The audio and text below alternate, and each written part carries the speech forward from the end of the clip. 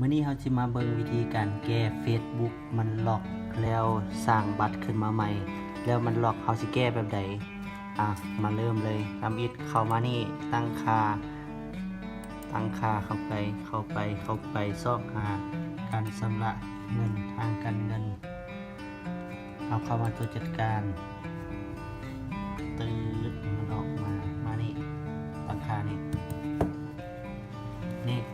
มันจะขึ้นมาให้ 3-4 รายการรายละเอียดอยู่นี่มาเบิ่งอันนี้บัญชีของคุณโฆษณาเราผู้นี้เป็นสื่อนี่แล้วนี่มันเกี่ยวกับกฎหมายเขาก็อ่านไปแล้วแหละมันเขียนอย่างมาก็อย่างก็สิอ่านแล้วก็อ่านตามปกติหมายความว่าคือบัญชีผู้นี้นี่อันประมาณ 80% บัตรเราล็อกย้อนว่าเราบ่ได้ยืนยันตัวตนเขามายืนยันตัวตนเลยกดเข้าไปในรถเรามาเบิ่งต่อเนาะสำหรับการยืนยันโฆษณาของเราก็มาพิมพ์ใส่เลยมันถามว่านี่เป็นบัญชีของคุณใส่เข้าไปเลยบัญชีสมมติมันมีลิสต์ออกมาหลายๆอันเขาก็เอาอันนึงที่เป็นของเราแท้ๆเขาแอดตอนนี้เขาใส่บัตรเครดิตเขาเอาบัตรเครดิตและใครเป็นเจ้าของอุปกรณ์การเงินกระชั้นนี่เลยอันซื้อนี่เขาก็ไปเบิ่งว่า Facebook เขาจะใส่ซื้อไว้นั่นเลยเอาแต่เข้ามาเราซื้อนี่เขาก็ไปใส่ซื้อนี่ให้เรากับนี้เขาก็มาเบิ่งคืนตืดโอนเนอร์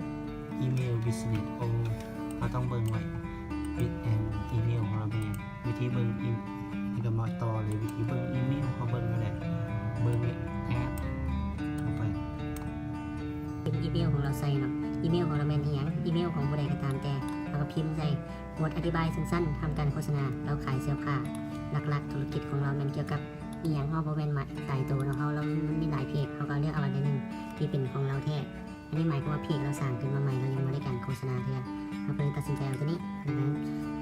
อันนี้เขาจะเขียนเป็นภาษาไทยก็ได้ภาษาอังกฤษก็ได้แล้วแต่เขาเข้าใจภาษาอะไรก็เขียนเข้าไปคุณสังเกตเห็นโฆษณาผิดปกติใน Facebook เขาก็ว่าบ่และมูลผิดลงไปตั้งค่าตำแหน่งของคุณหมายความว่าอันการจ่ายเงินของเรานะอันมันอยู่บ่ตำแหน่งเดียวกันบ่แม่นในตำแหน่งปัจจุบันประเทศลาวใส่หากมันเปลี่ยนเขาก็บ่ใส่ในนี้นะเขาให้เขาอัปโหลดอะไรกันนึงก็ได้หนังสือเดินทางใบขับขี่อย่างนี้เขาเลือกเอารูปของเราตัวนี้กดส่งเข้าไปเลยตึ้งแบบฟอร์มไม่สมบูรณ์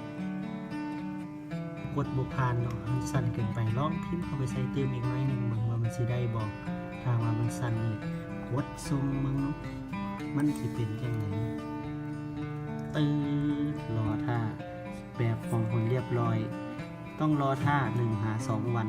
เปิดท่ากระท่าด้วยสิเป็น